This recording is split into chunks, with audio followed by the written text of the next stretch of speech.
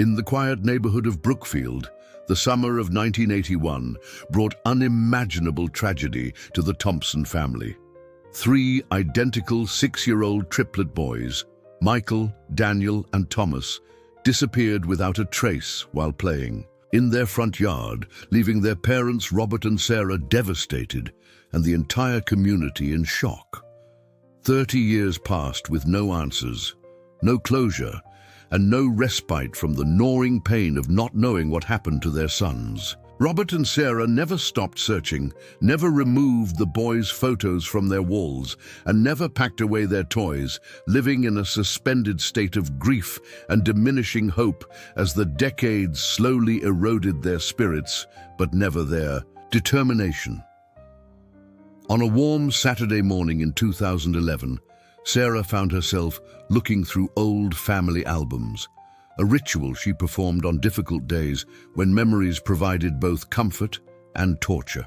As she studied a photograph taken on the very day of the disappearance, showing the three boys in their distinctive green checkered overalls with bright yellow straps, her attention was drawn to something partially visible at the edge of the frame, a distinctive reddish-brown station wagon. Her heart began racing as recognition dawned. This was Mr. Wilson's prized station wagon, a vehicle their former elementary school teacher rarely drove, but the boys had been fascinated with. What made her blood run cold was the realization that Mr. Wilson had supposedly moved away from Brookfield a week before the boys vanished. Yet here was his station wagon in a photo taken the day they disappeared, a detail somehow overlooked. For 3 decades, Sarah called her old friend Patricia, who had worked at the school board for decades, seeking confirmation about Mr. Wilson's departure date. The conversation left her more disturbed than before. Patricia revealed that Mr. Wilson had never transferred to another school district, as everyone believed, but instead had established a private charity farm for immigrant children called Sunflower Youth Haven in a remote area of Williamsburg. With trembling hands, Sarah searched online for Sunflower Youth Haven, finding a simple website showcasing what appeared to be a legitimate charitable organization helping immigrant youth. The smiling faces of children working on the farm seemed to tell a story of hope and opportunity, but Sarah couldn't shake the feeling that something sinister lurked beneath the surface of this seemingly noble venture. When Robert returned from his doctor's appointment, Sarah showed him the photograph and shared what she had learned about Mr. Wilson. Though initially skeptical, Robert felt the same chill run through him when he saw the station wagon in the photo, a vehicle that had no reason to be in their neighborhood on that fateful day if its owner had truly left town a week earlier. They made the decision to drive to Sunflower Youth Haven that very afternoon, a 90-minute journey into the rural countryside that might finally provide answers to questions that had haunted them for 3 decades. Neither spoke much during the drive, both lost in thoughts of what they might discover and whether they were prepared for the truth after so many years of uncertainty. The gravel road leading to Sunflower Youth Haven wound through increasingly remote farmland, ending at a cluster of buildings that included a large farmhouse, several barns, and what appeared to be dormitories. The property seemed quiet and well-maintained, with few people visible as Sarah and Robert parked their car and approached cautiously. A young Hispanic man in his early 20s greeted them with a friendly smile, explaining that Mr. Wilson and most of the staff and children were attending the county fair nearby. When Sarah and Robert expressed disappointment, the young man offered to show them around the property, unaware that he was leading them deeper into a mystery that had consumed their lives for 30 years. As they toured the farm, learning about the agricultural programs and educational opportunities provided to immigrant children, Sarah and Robert saw nothing overtly suspicious. The barns housed livestock, the fields were well tended, and everything appeared to support the charitable mission described on the website, until they entered a colorful structure designed specifically for younger children.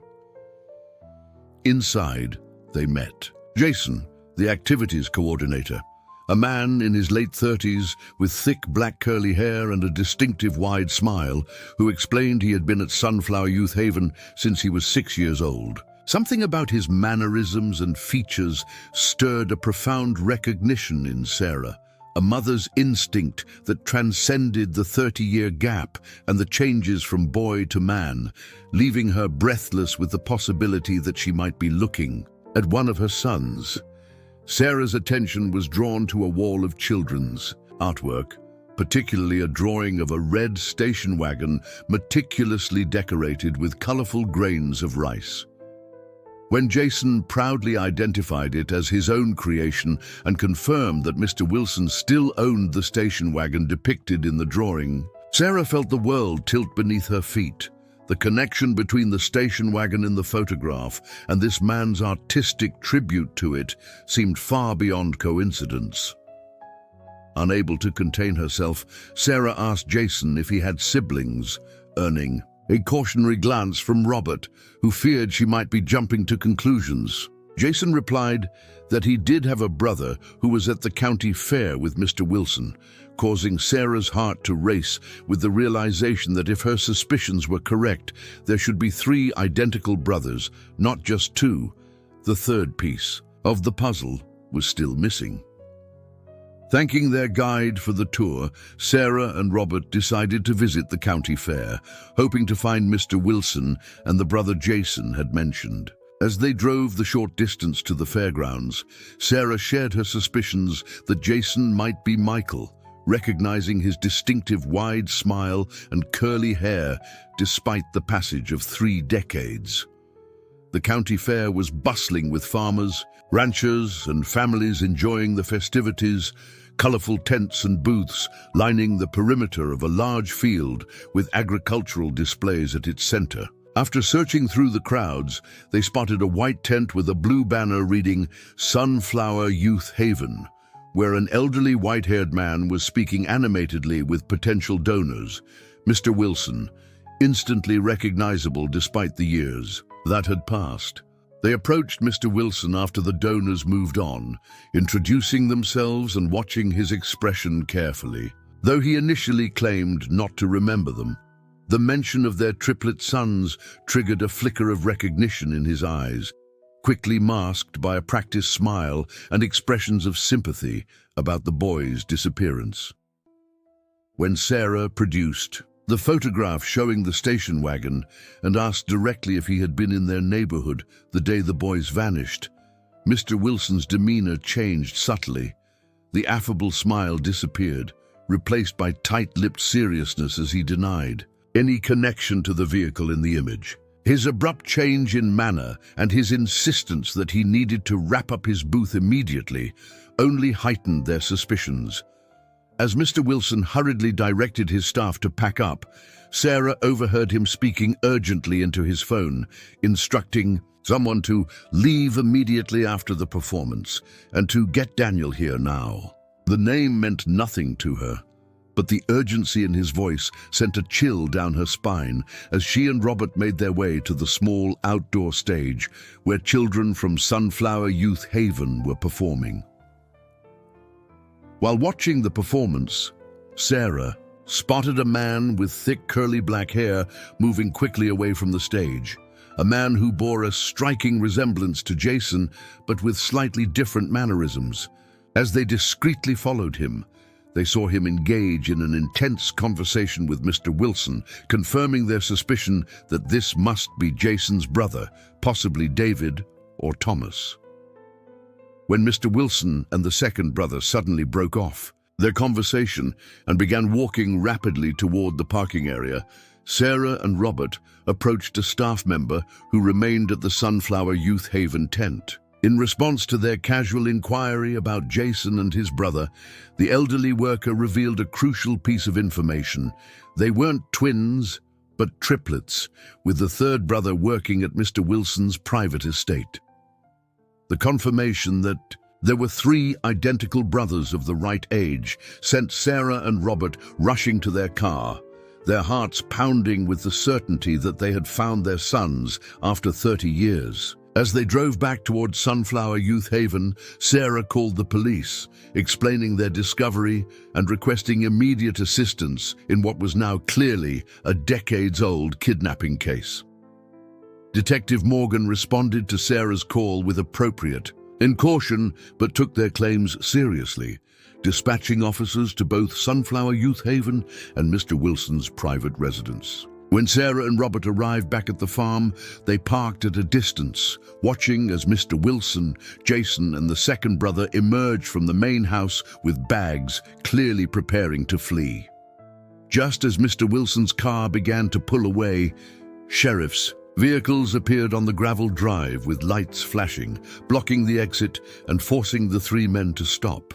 The deputies approached with hands hovering near their holsters, but Mr. Wilson's reputation in the community as a charitable figure created hesitation, a moment of uncertainty that prompted Sarah to exit her car and stride toward the confrontation, determined not to lose her sons again. Standing before the deputies, Mr. Wilson and the two brothers, Sarah held up the photograph of her sons taken 30 years ago, pointing out the striking resemblance between the triplet boys in the image and the two men standing before them. The brothers stared at the photograph in shock, recognition dawning in their eyes as they saw themselves as children in the green checkered overalls.